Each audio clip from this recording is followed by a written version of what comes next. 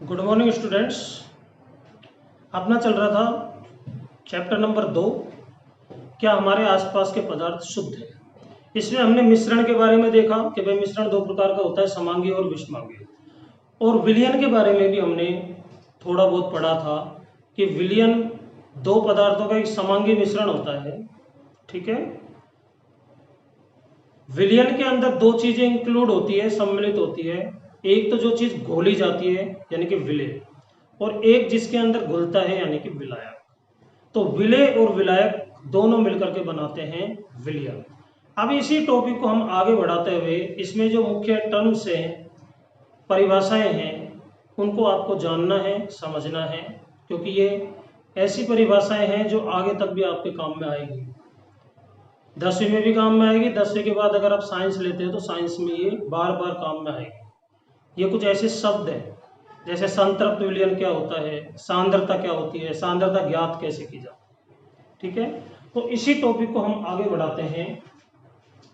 आज हम सबसे पहले जानेंगे संतृप्त विलयन।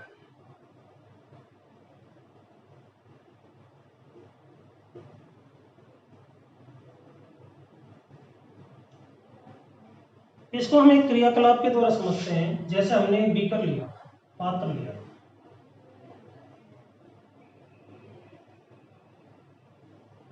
इसमें हमने 100 ml जल ले लिया। क्या लिया? 100 ml जल। ठीक है, अब हमने इसके अंदर एक चम्मच क्या मिलाई,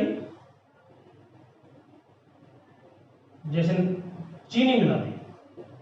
चीनी ले सकते हैं, नमक ले सकते हैं, कोई भी घुलनशील पदार्थ ले सकते हैं इसके अंदर। तो एक चम्मच चीनी मिलाई, उसको घोला, घुल गई। एक चम्मच के बाद में फिर 2 चम्मच, 2 के बाद 3 चम्मच, 3 के बाद 4 चम्मच, 4 के बाद 5 चम्मच। इस तरह से हम इसमें घोलते गए पानी के अंदर, यानी कि चीनी को लगातार हम बढ़ाते गए। तो क्या ये चीनी जैसे हम बढ़ाते जाएंगे तो क्या चीनी घुलती जाएगी? जैसे मान लीजिए मैंने चीनी को कर दिया 50 चम्मच, तो क्या 50 चम्मच चीनी इसमें घुल जाएगी? नहीं। इसमें जो जल है वो है विलायक। क्या है? विलायक। और चीनी जो है वो है विलय।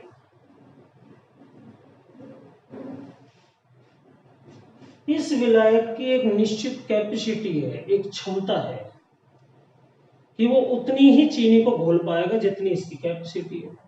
तो हमने इसमें 1 चम्मच डाली, घुल गई। 2 चम्मच डाली, घुल गई। 3 चम्मच डाली, थोड़ा घुलने की दर कम हो जाएगी लेकिन घुल जाएगी। 4 चम्मच डाली और घुलने की दर कम हो जाएगी लेकिन घुल जाएगी। 5 चम्मच डाली तो बिल्कुल कम हो जाएगी। 6 चम्मच डालेंगे तो घुलना ही बंद हो जाएगी, क्योंकि अब इसकी कैपेसिटी 5 चम्मच से ज्यादा नहीं है। तो अब ये विलयन यानी कि 5 चम्मच तक तो इसमें घुल गया, ये तो घुल गई। और जैसे 6ठी चम्मच हम इसके अंदर चीनी की डालेंगे वो नहीं घुलेगी। तो ये जो विलयन है 5 चम्मच तक का, इसको कहा जाएगा संतृप्त विलयन, सैचुरेटेड सॉल्यूशन। ठीक है, तो संतृप्त विलयन के अपन एक इसको वैसे एग्जांपल, जनरल एग्जांपल के द्वारा समझ सकते हैं। जैसे मान लीजिए आपका डॉगी है, घर का कुत्ता, उसको 5 रोटी की भूख है। कितने की? 5 की मैक्सिमम भूख है, वो अधिकतम 5 से ज्यादा वो एक एक टुकड़ा नहीं खा सकता। अब हमने उसको 1 रोटी खिलाई, अभी भी वो भूखा। 2 रोटी खिलाई, अभी भी भूखा। 3 रोटी खिलाई, अभी भी भूखा। 4 खिलाई, तब भी मतलब पेट तो लगभग भर गया लेकिन फिर भी थोड़ा सा गुंजाइश है। 5 खिलाई, अब पेट पूरा भर गया। अब जैसे आप उसमें 6ठी रोटी उसको दोगे, वो अपना मुंह उससे घुमा लेगा, क्योंकि अब उसके पेट में कैपेसिटी नहीं बचेगी और रोटी का एक टुकड़ा भी वो समझ सके। तो 5 रोटी तक उसने खा ली, अब हम कहेंगे वो संतृप्त हो गया। तो संतृप्त का मतलब होता है ऐसा विलयन जो निश्चित ताप पर विलय पदार्थ को घोलने में असमर्थ हो जाता है, यानी कि निश्चित ताप पर विलय पदार्थ घुलना उसमें बंद हो जाता है। ऐसे विलयन को कहा जाता है संतृप्त विलयन। तो इसकी परिभाषा लिखेंगे, किसी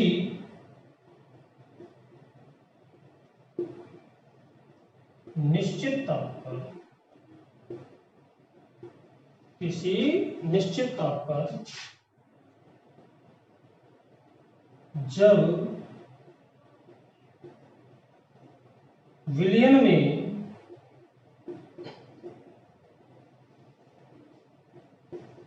विलेय पदार्थ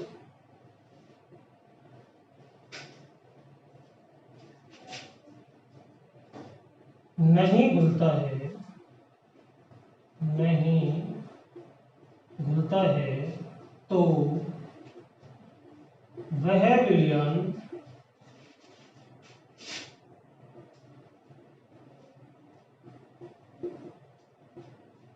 संतृप्त विलयन कहलाता है। समझे परिभाषा को? मैंने आपको कई उदाहरणों के द्वारा समझाया कि निश्चित ताप पर जब विलयन में विलेय पदार्थ नहीं घुलता है, यानी कि घुलना बंद हो जाता है, तब उस विलयन को कहेंगे संतृप्त विलयन। और अगर घुलने की क्षमता जैसे इसमें 5 चम्मच चीनी घुलने की क्षमता है, हमने इसमें 4 चम्मच घोली, तो अभी भी और कैपेसिटी इसकी बची हुई है, ऐसे विलयन को कहा जाएगा असंतृप्त विलयन। जैसे डोगी है, उसको 5 रोटी की भूख थी, आपने उसको 4 दी, तो अभी भी 1 रोटी खाने की गुंजाइश और उसके अंदर बची हुई है, तो हम उसको कहेंगे असंतृप्त। तो अगर विलेय पदार्थ को घोलने की क्षमता और बची हुई है, तो ऐसे विलयन को कहा जाता है असंतृप्त विलयन। तो मैं आशा करता हूं कि आपको ये समझ में आ गया होगा। ठीक है, अब नेक्स्ट चलते हैं हम सांद्रता। सांद्रता क्या होता है? देखो, ये शब्द एक ऐसा शब्द है जो बार बार काम में आएगा, सांद्रता।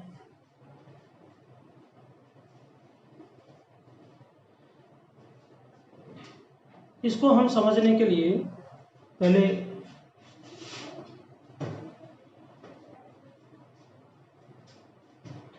हेडिंग डालते हैं, उसके बाद में इसको समझते हैं।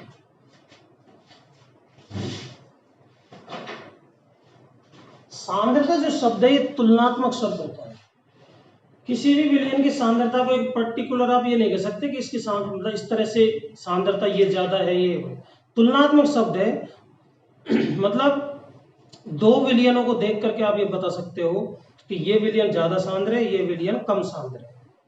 इसी आधार पर जो सांद्रता होती है, इसको 2 शब्दों से इंडिकेट करते हैं हम, तनु और सांद्र। ठीक है, सॉरी,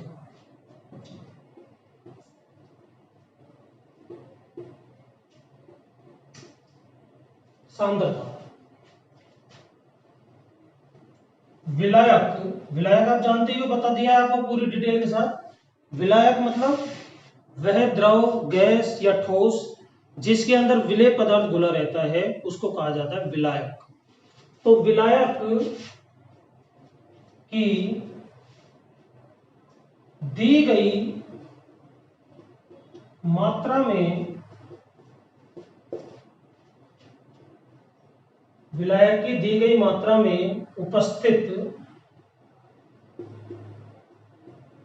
विलेय, जो चीज घुली हुई है, जैसे पानी में नमक घुला हुआ है, तो पानी तो हो गया विलायक और नमक हो गया विलेय। तो विलायक की दी गई मात्रा में उपस्थित विलेय की मात्रा को विलयन की क्या कहा जाता है? सांद्रता। विलयन की सांद्रता कहते हैं, विलयन की सांद्रता कहते हैं। अब इसको फॉर्मूले के रूप में व्यक्त करने के लिए कि भाई सांद्रता हम कैसे कैलकुलेट करें, इसके लिए 3 फॉर्मूले काम में आते हैं। तीनों मैं यहां पर लिख रहा हूं। पहला,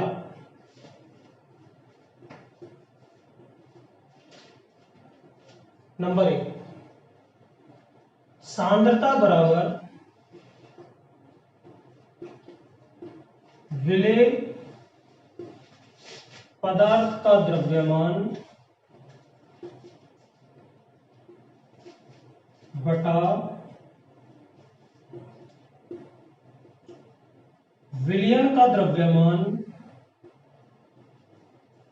इंटू 100, प्रतिशत में ज्ञात करने के लिए 100 से गुणा करेंगे।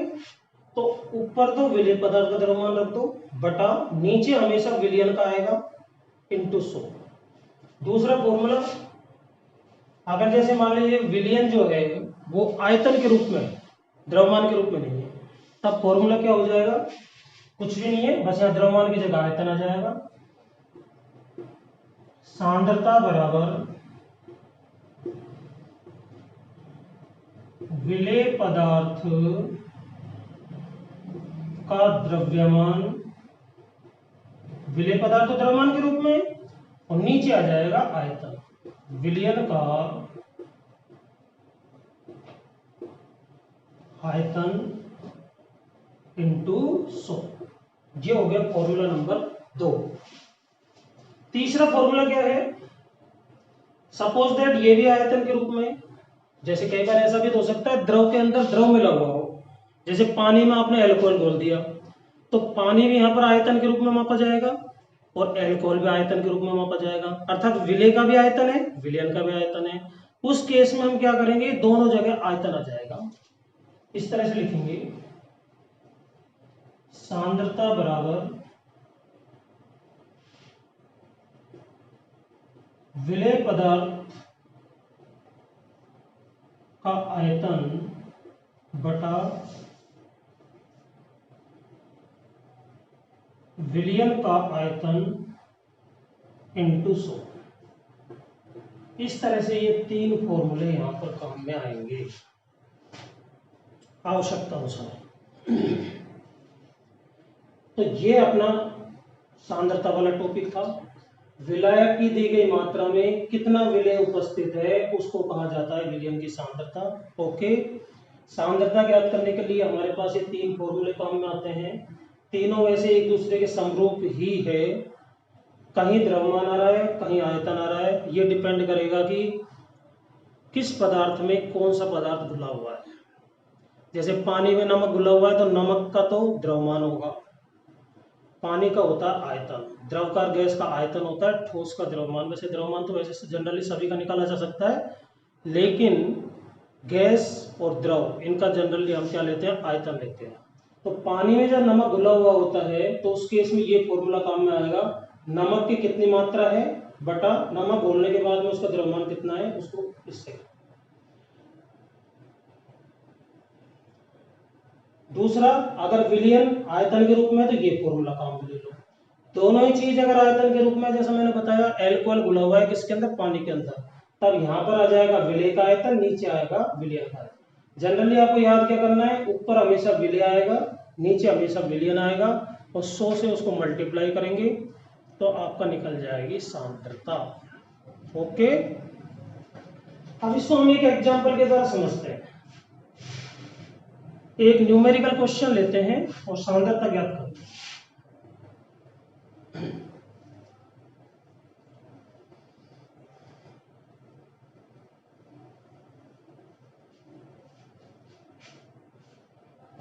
जैसे मान लीजिए एक क्वेश्चन है,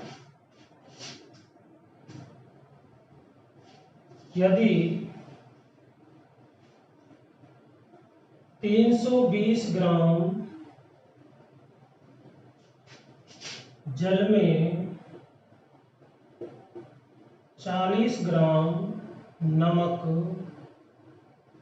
घुला हुआ है,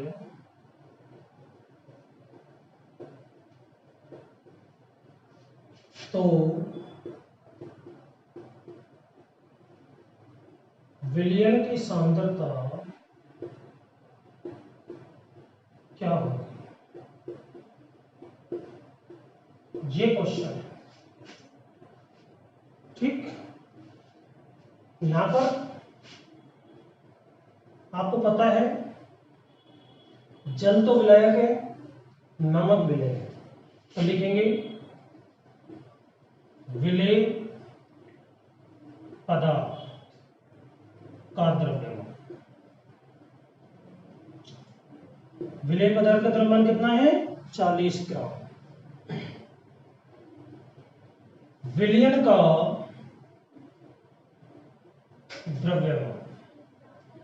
विलयन कब बनता है? विलयन तब बनता है विलेय प्लस विलायक, दोनों को हम प्लस कर दें, विलेय और विलायक दोनों को प्लस करने पर प्राप्त हो जाता है क्या? विलयन। तो यहाँ पर दोनों को प्लस कर दो। जल तो है कितना? 320, और उसमें विलेय पदार्थ कितना है? 40। 40 और 320 को जोड़ेंगे तो 360। 360 ग्राम हो गया विलयन की मात्रा।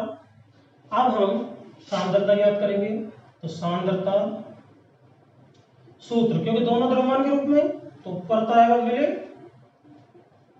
विलेय का द्रव्यमान बटा विलयन का द्रव्यमान इंटू 100। रखे मान इसके अंदर। विलेय कितना है? 40। विलयन कितना है? 360 इंटू 100। कैलकुलेट करेंगे। 0 से 0 कैंसिल, 4 नाम 36। ये हो गया आपका 100 बटा 9। 9 एकम 9, एक बच गया, फिर 9 एकम 9, फिर 9 एकम 9, यानी कि इस विलयन की सांद्रता आ गई 11.1%। इस तरह से हम किसी भी विलयन की सांद्रता ज्ञात कर सकते हैं। ओके, तो ये आज अपना टॉपिक था, महत्वपूर्ण टॉपिक था सांद्रता, जिसके बारे में पूरी डिटेल और पूरी अच्छे तरीके से मैंने आपको बताया। उम्मीद है आपको समझ में आ गया होगा। एक बार इसको दोबारा देखें और समझें, बुक में से समझने का प्रयास करें। Thank you.